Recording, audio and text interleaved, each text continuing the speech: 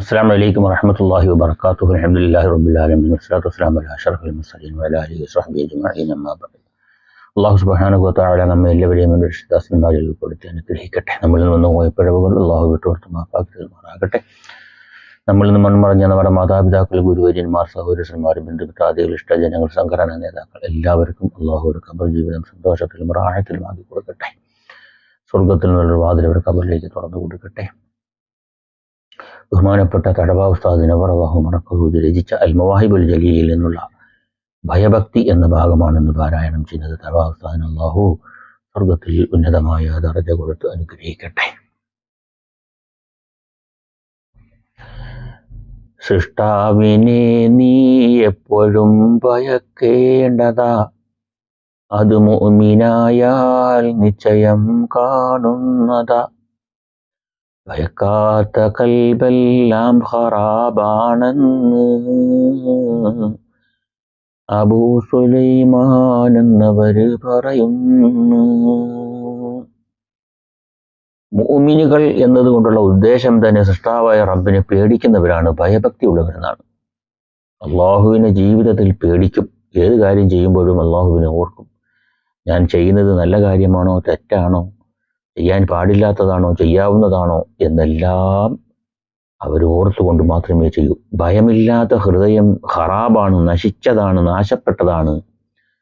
ഭയമില്ലെങ്കിൽ എന്തും ചെയ്യുന്നതിന്, ആർക്കും എന്തും ചെയ്യുന്നതിന് അവരെ തള്ളിവിടുന്നു.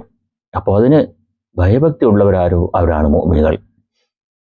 സൃഷ്ടാവിനെ കുറിച്ചെത്ര കണ്ടറിവുള്ളതാ, അറിവിൻ്റെ നിലയിൽ തന്നെ ഭയവും ഉള്ളതാ. അറിവിൻ്റെ ആഴം കൂടുതൽ നബിക്കുണ്ട്, ഭയവും നബിക്കാണേറ്റവും അതുകൊണ്ട്.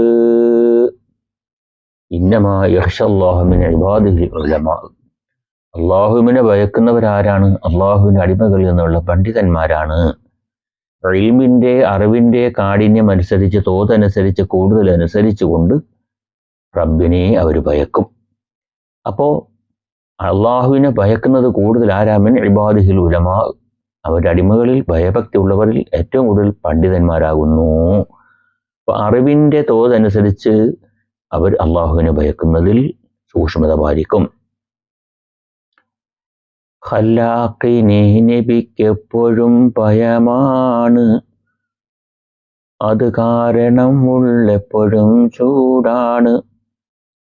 തീ കായലേ നബി ചെയ്തിട്ടില്ലെന്നുള്ളതാ, അകം ചൂടിനാൽ പുറം ചൂടിനും മതിയായതാ. അള്ളാഹുവിനെ കുറിച്ചുള്ള ഓർമ്മ, എപ്പോഴും ഭയം, അതുകൊണ്ട് ഹൃദയത്തിൽ ഉള്ളിൽ ചൂടുണ്ട്. അതുകൊണ്ട് നബി സല്ലല്ലാഹു അലൈഹി വസല്ലം തണുപ്പിന് കാരണമായി കൊള്ളുന്ന തീ കായലുണ്ടല്ലോ, നമുക്കെല്ലാം ചെയ്യുന്ന തണുപ്പ് സമയങ്ങളിൽ, നബി അത് ചെയ്തിട്ടേ ഇല്ലെന്നാണ്. റൂഹുൽ ബയാൻ നീ നോക്ക്, 5 നിന്നും 7 തിരഞ്ഞാൽ വ്യക്തമായി 5 മിന്നും. ഊതെന്ന സൂറത്താൽ ഭയന്നു നബിയുനാ, അതുമാത്രമല്ല നരച്ചു പോയി ഷഫീഉനാ. നബി സല്ലല്ലാഹു അലൈഹി വസല്ലം തങ്ങൾ ഭയപ്പാട് കൊണ്ട് നരച്ചു തല, അള്ളാഹുവിനെ ഓർത്തുകൊണ്ട് പേടിച്ചുകൊണ്ട്. കൽപ്പിച്ച പോലെ നടക്കു നബിയേ എന്ന രാജന്റെ വിധിയാണതിനു കാരണമെന്ന. റബ്ബ് നബിയോടാ പറഞ്ഞത്, കൽപ്പിച്ചതുപോലെ നടക്കു നബിയേ എന്ന്. ചിന്തിച്ചു നോക്കണം. ഒരു തെറ്റും ചെയ്യാത്ത, ഒരു തെറ്റും ജീവിതത്തിൽ സംഭവിച്ചിട്ടില്ലാത്ത, നന്മകൾ മാത്രം ചെയ്തിട്ടുള്ള നബിയോടാണ് അള്ളാഹ് പറഞ്ഞത്. അപ്പോൾ നമ്മളൊക്കെ ചിന്തിക്കണം, ഏത് രീതിയിലായിരിക്കണം നമ്മുടെ ജീവിതം എന്നത്. ഏതെങ്കിലും തരത്തിൽ ജീവിച്ച് ഏതെങ്കിലും രീതിയിൽ പോയി ഓരോ ദിവസം തള്ളി നീക്കി നമ്മുടെ ആയുസ്സിനെ കൂട്ടലല്ല. ആയുസ് തീരുമ്പോൾ നമ്മൾ ഇവിടെ മുൻപറഞ്ഞു പോവുകയും ചെയ്യും. അങ്ങനെയല്ല വേണ്ടത്. പിന്നെയോ നമ്മുടെ ഓരോ ചുവടുകളും, നമ്മൾ വയ്ക്കുന്ന ചുവടുകളൊക്കെ സൂക്ഷ്മമായി നിരീക്ഷിച്ചുകൊണ്ട് തെറ്റേത്, ശരിയേത്, നന്മയേത്, തിന്മയേത്, ഗുണമേത്, ജനങ്ങൾക്ക് ഉപകാരപ്പെടുന്നത് അത്, എനിക്ക് ഉപകാരപ്പെടുന്നത് ഏത് എന്ന് മനസ്സിലാക്കിക്കൊണ്ട് തന്നെ നമ്മുടെ ചുവടുകൾ മുന്നോട്ട് പോകേണ്ടതാണ്. ചോദിച്ചു ത്വാഹ ഒരു ദിനം ജിബിരിയിലേ, ചിരിക്കാത്തതായി കാണുന്നു മീകായീലേ. നരകത്തെ സൃഷ്ടിച്ചതു മുതൽ മീകായീൽ, ചിരിക്കാത്തതാണെന്നുത്തരം ജബ്രായീൽ. നബി സല്ലല്ലാഹു അലൈഹി വസല്ലം ജിബ്രീൽ അലൈഹി ഇസ്ലാമിനോട് ചോദിച്ചു, എന്താണ് മീകായിൽ ചിരിക്കാത്തത്?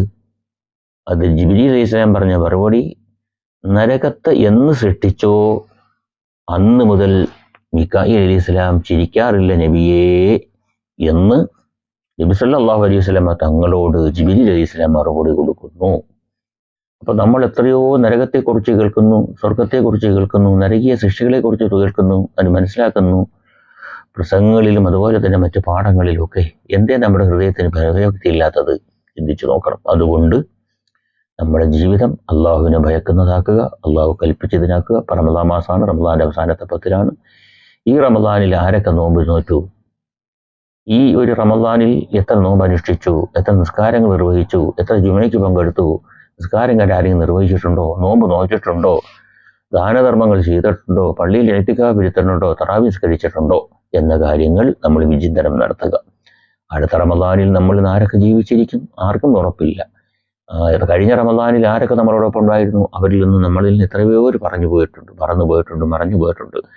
അതുകൊണ്ട് അടുത്ത റമദാനിൽ നമ്മൾ ജീവിച്ചിരിക്കുമോ നമുക്കറിയില്ല. അതുകൊണ്ട് ഓരോ ദിവസങ്ങളും ചിന്തിച്ചുകൊണ്ട് നമ്മുടെ അമലുകൾ പാഴാക്കാതെ ചെയ്യുക. അള്ളാഹു തൗഫീഖ് നൽകട്ടെ. മഖബൂലും മബ്റൂറുമായ ഹജ്ജും ഉംറയും സിയാറത്ത് കുടുംബസമേതം ചെയ്യാൻ അള്ളാഹു തൗഫീഖ് നൽകട്ടെ. വിശുദ്ധ റമദാൻ അനുകൂലമായി സാക്ഷി നിൽക്കുന്ന സത്യവിശ്വാസികളിൽ അള്ളാഹു നമ്മളെ ഉൾപ്പെടുത്തട്ടെ.